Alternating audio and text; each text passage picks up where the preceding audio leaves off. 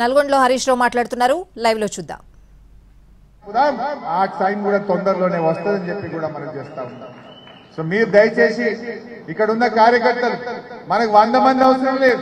తెలంగాణ ఉద్యమంలో 100 మంది ఉన్నామా?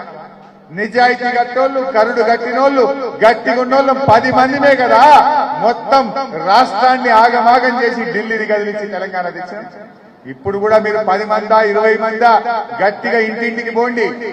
కాంగ్రెస్ యొక్క హామీలను, మోసాలను ఇవాళ ఊర్లలో కాంగ్రెస్ ను కడగండి.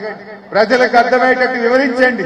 బీజేపీ మోసాల్ని కూడా వివరించి మన క్యామ మల్లేశమన్న గెలుపు కోసం 40 రోజులు రాత్రింబవళ్లు కష్టపడి పనిచేయాలని చెప్పి మీ అందరికీ శిరస్సు వంచి ప్రార్థిస్తూ జై తెలంగాణ.